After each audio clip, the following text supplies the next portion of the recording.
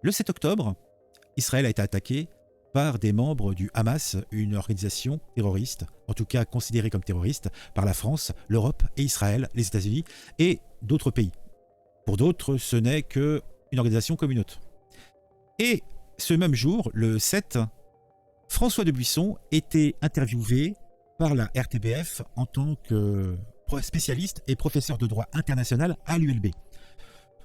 J'ai trouvé intéressant de regarder cette interview, non pas pour son contenu, vous verrez que c'est somme toute un air que l'on entend à d'autres endroits, mais c'est intéressant déjà par le fait que ça s'est passé le 7, alors que nous étions au début de ce conflit, somme toute assez sanglant, et surtout dans l'appréciation qu'il est fait du groupe Hamas et du fait qu'il n'ait absolument pas fait référence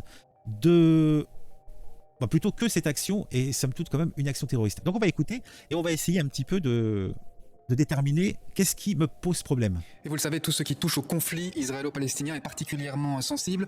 On va donc tenter de bien comprendre ce qui se passe là-bas. Bonsoir François Dubuisson, vous êtes professeur de droit international à l'ULB. Premier élément, et la tâche n'est pas simple, résumez-nous le contexte qui entoure les événements de ce samedi. Et vous le savez, tout ce qui touche au conflit israélo-palestinien est particulièrement sensible. On va donc tenter de bien comprendre ce qui se passe là-bas. Bonsoir François Dubuisson, vous êtes professeur de droit international à l'ULB.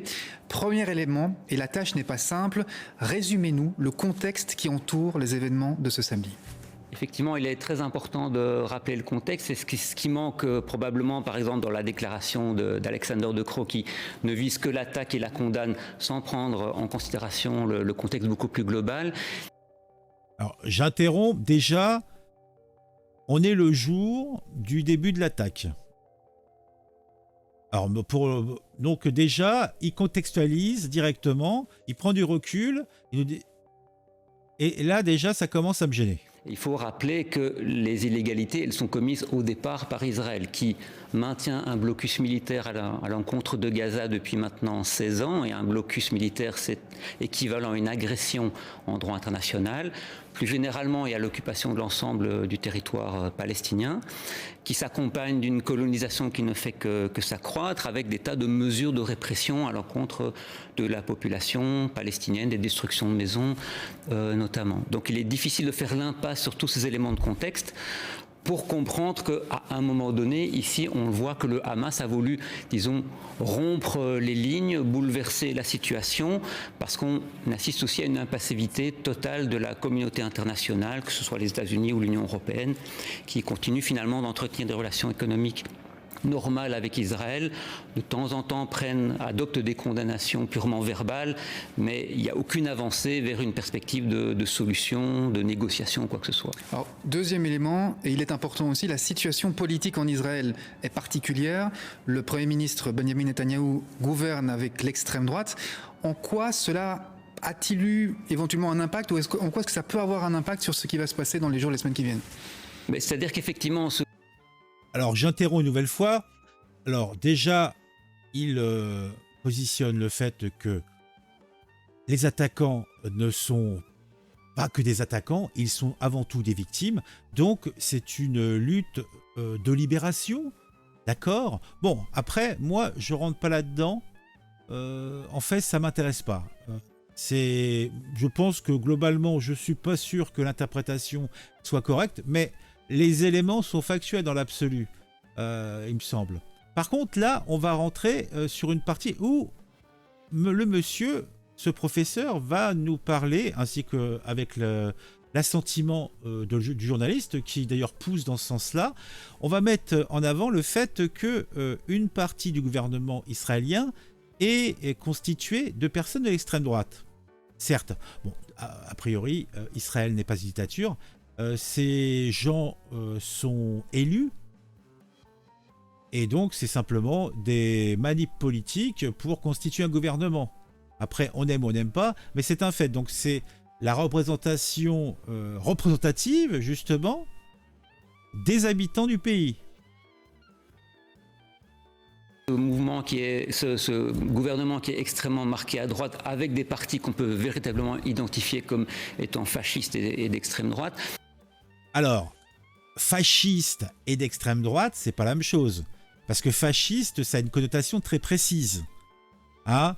Bon, je vais pas faire de l'identification de signes, hein, mais bon, ces petites langues qui va se lécher les lèvres quand il dit ça, franchement, bon.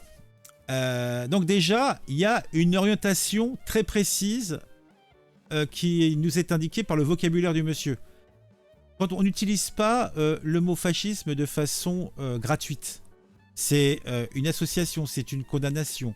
Hein, tu peux dire extrême droite, pourquoi pas, hein, mais le mot fascisme, en plus, pour des membres de la communauté juive, donc qui constitue le pays qui est Israël, c'est un petit peu tiré dans les gens, quoi. Ça a un poids très très lourd, donc ils ne l'utilisent pas de façon gratuite, je pense.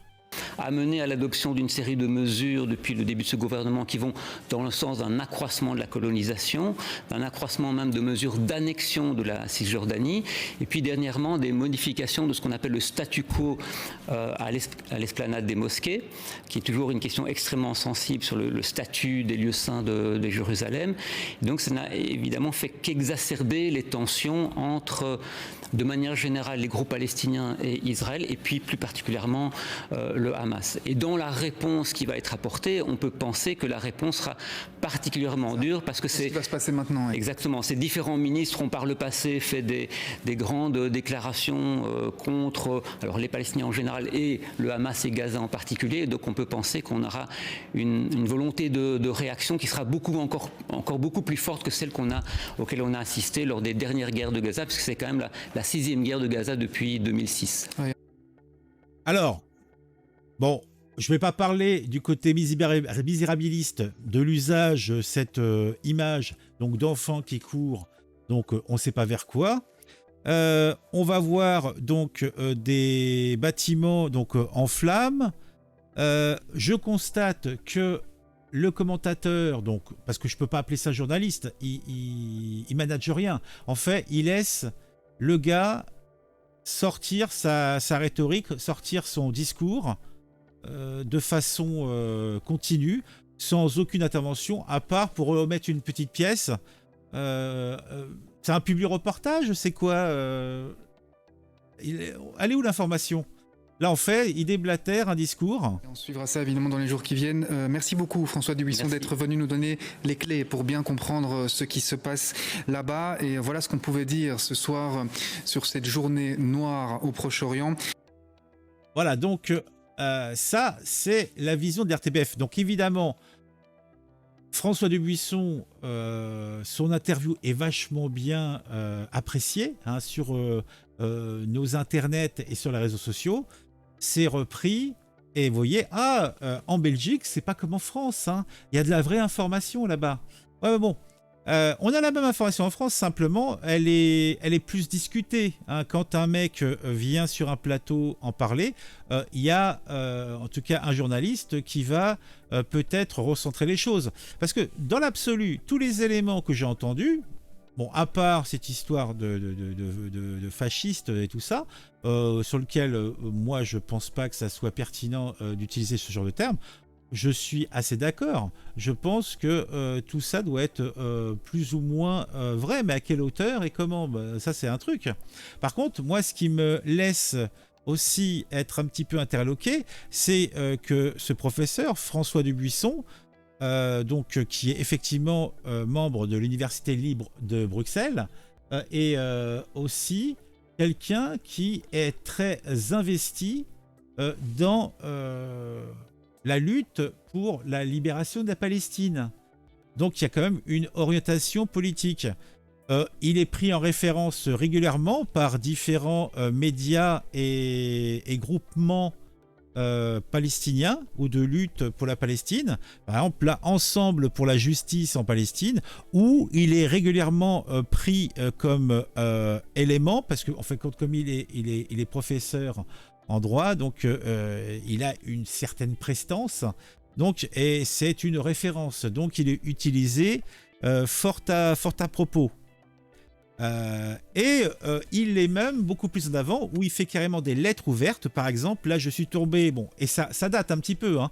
Là, on est il y a 11 ans, où il faisait une lettre, donc, SodaStream, lettre de François Dubuisson, professeur de droit aux organisateurs du festival de BD d'Angoulême.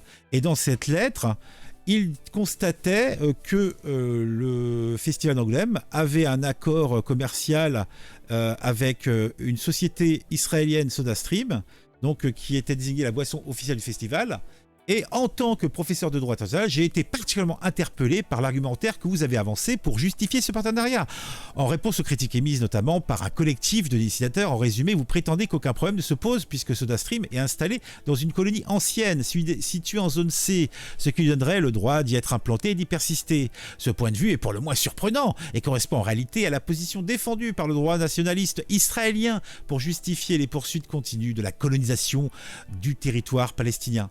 Donc après, c'est ses choix, mais disons que moi, je trouve fort peu pertinent le journaliste de la RTBF et la rédaction sur cette histoire-là. Bon, c'était tout, hein, je voulais parler de ça parce que ça m'avait un petit peu choqué. Si vous avez apprécié, mettez un j'aime. Je vous invite à mettre un commentaire, me dire ce que vous pensez de tout ça. Est-ce que je me fais du cinéma ? Et puis, pour finir, si vous n'êtes pas abonné et que vous souhaitez me suivre, je vous invite à le faire sans attendre. Et si vous le faites, n'oubliez pas, bien sûr, d'activer la petite cloche pour être mis au courant quand je sors une nouvelle vidéo. À très très vite.